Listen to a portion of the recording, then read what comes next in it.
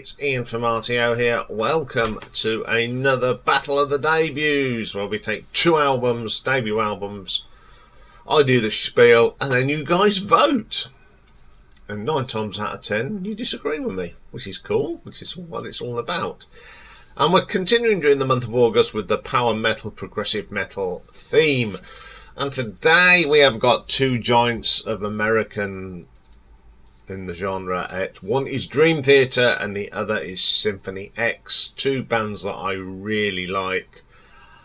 Got all their albums by both bands. Yes, I like them that much. And we've done album rankings and live album rankings, so I thought I'd put them both up against each other. And the other thing about these two bands have got something in common. Both debut albums feature the only albums of the original singers. So, as usual, the band that released first goes first, and in this case it is Dream Theater. They were formed in 1985, and they were called A Majesty at the time, and they were put together by John Petrucci, John Myung and Mike Portnoy while they were at college in Massachusetts, the Berklee College of Music. They subsequently dropped out and their studies to concentrate on the band, which would eventually become Dream Theater. Though a number of lineup changes followed, the three original members remained together until 2010, when Mike left the band, and he was replaced by Mike Mahangi. And then obviously we had Charlie on vocals, and then James LaBrie took over. Kevin Moore was around for a little while, then Derek Sheridan came in, and after that we got the current Jordan Rudess, who's been there since 1999, so they've not had too many people through their ranks. So their debut album was called When Dream and Day Unite, and it was released on the March the 6th, 1989, and the band at the time was Charlie Domisi on lead vocals, John Petrucci on guitars, Kevin Moore on the keyboards, John Myung on the bass, and Mike Portnoy was on the drums. First track on this album is called A Fortune in Lies. Great opening. Mike's drumming is terrific on that. He's one of the best drummers out there at the moment. It's got a great solo from John. It's okay. Then we get Status Seeker. This is probably Charlie Domisi's best vocal he ever did with Dream Theater, and Kevin Moore's keyboards are terrific on this. Absolutely thing. And then we got the Ytse Jam, which is a classic Dream Theater instrumental now. It's still played to this day in bits and bobs. It's got a great bass line from John Myung. You've got them lovely keyboards from Kevin. John on the guitar is fun. It's just a great piece of music. Then we get the Killing Hand, which is a bit of an epic. Love that classical guitar opening, and then you get that great bass line from John Myung. What lets this down is the vocal from Charlie Domisi. It's too weak for, I think, the musicianship. Light Fusion, Getaway. Again, Mike Portnoy is on fire on this. Very clever drumming. Charlie doesn't sound too bad on this. It's pretty good. Then we get a track called Afterlife. Great rocking track this is. It's absolutely superb. Again, a good track and a good vocal from Charlie. Then we get The One That Helps, Who Helped to Set the Sun. Highlight of this track is actually John Myung's bass line. It's deep, it's rich, it sort of drives the song along. Absolutely killer track. Love that track. Only a Matter of Time, very solid track. Again, the only thing that really lets it down is the vocal delivery. What do I think of this one? Musically, it's brilliant. Absolutely brilliant. But unfortunately, Charlie, I don't think was up to the job. I mean, he's a good singer, you know, no disrespect to Charlie, but I don't think he'd got that vocal range that James has got. And James LeBrie's vocals are much stronger. But I do like this album, and I do play it quite a lot because I think it's got some great playing from the band. So what do the critics think? Well, when this came out, it did not receive much attention upon release.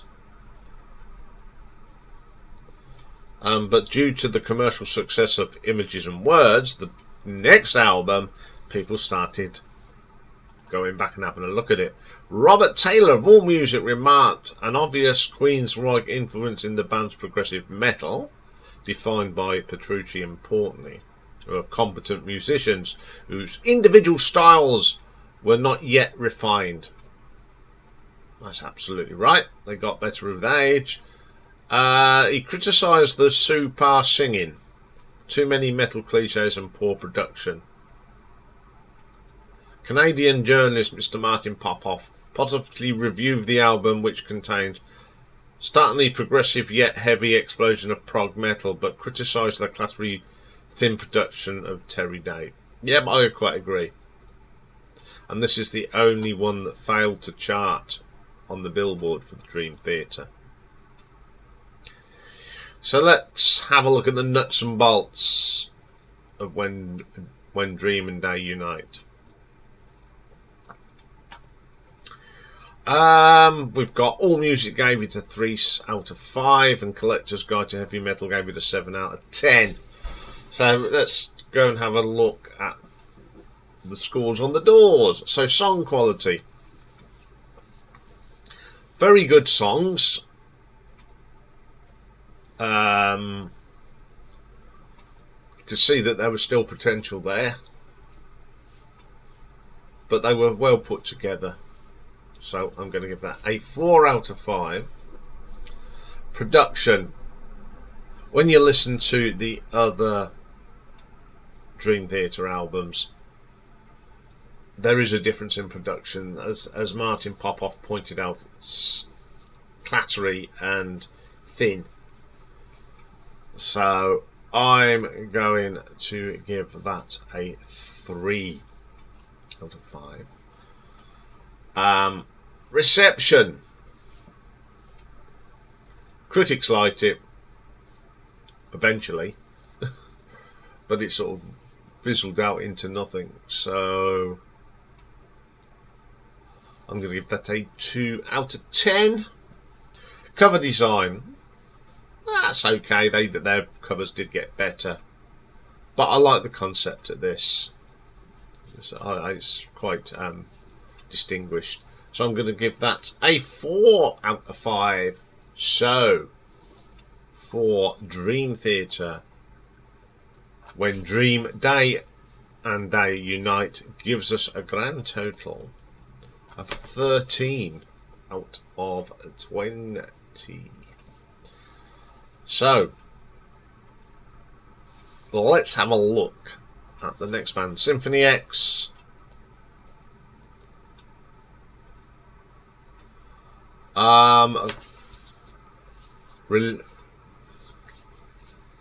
Came out in the 90s. The band have been practically the same except for the singer. Again, they're more got their style is a little bit different, and it's got some lovely sort of guitar sort of runs, followed by Michael Romeo. So their first album was released in 1994, and it's just the self-titled Symphony X. Got reissued in 1996 and then remastered in 2004. So the band at the time were on this one is Rod Tyler on vocals, Michael Romeo on guitar, Michael Pinella on the keyboards, Jason Rouleau on the drums, and Thomas Miller on the bass.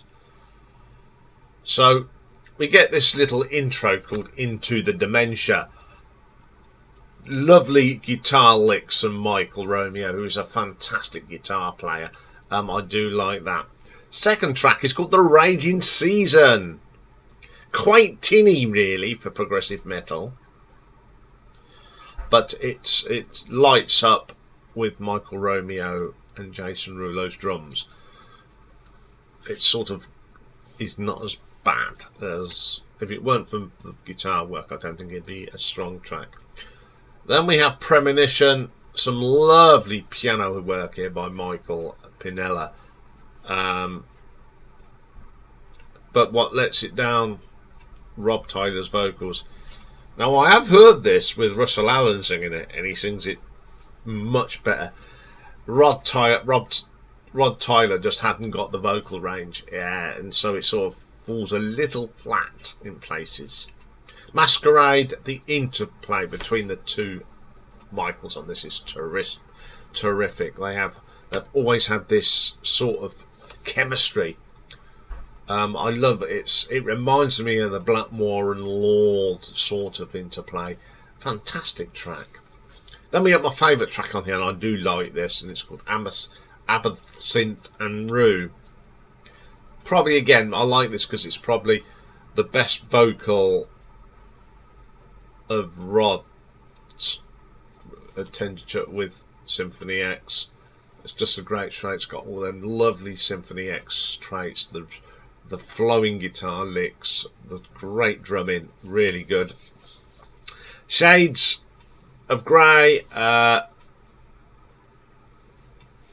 Again, I think Rod Tyler's vocals do sound okay on this. It's got some lovely guitar work from Michael as usual. Taunting the Notorious. Musicianship on here is fantastic, but it's just that vocal that lets it down. Same with Rapture or Pain.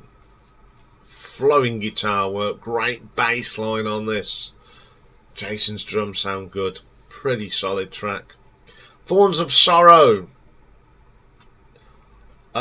Could be a good track, but for some reason the mix on the drums doesn't sound right on that one. And then the last track is called A Lesson Before Dying. Love the concept of this track. Now I have heard the remastered version of this, and it does sound a lot better, but the original is a little bit thin.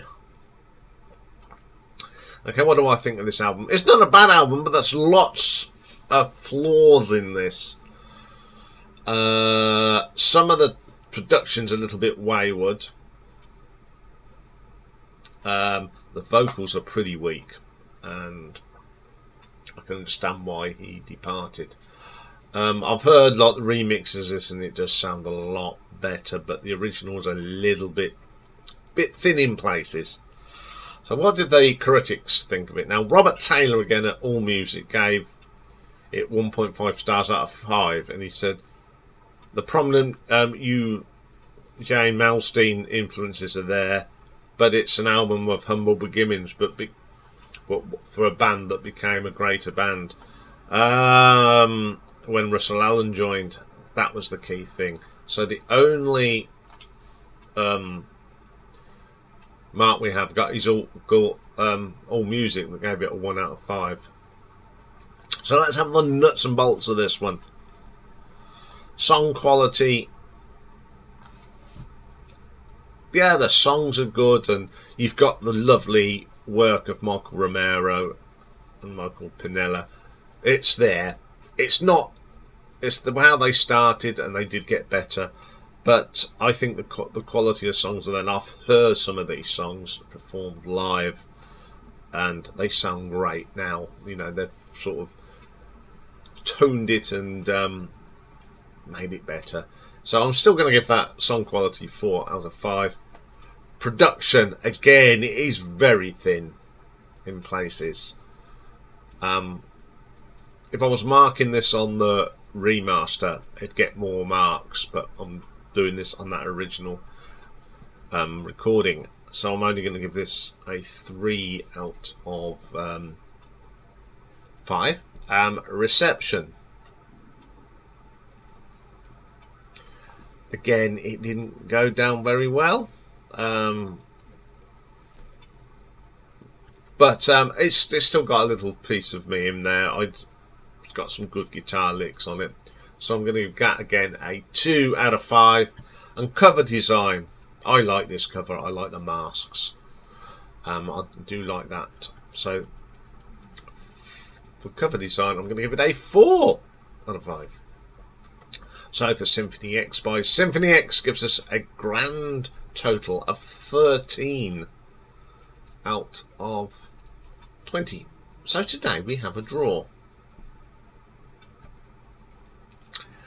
So 2 very similar albums on their singing. That's always been a little bit weak. But out of the 2, I think Charlie sounded a little bit better than Rod. You know, Rod just couldn't hit the notes like Russell Allen does. It's the same with Charlie. James LaBrie is a far better singer. But the musicianship on these is still good. They're just like a good wine. They got better with age. But the next 2 albums with the James LaBrie and Russell Allen were superb. So, oh dear. I think out of the 2, I'm going to go with Dream Theater today, because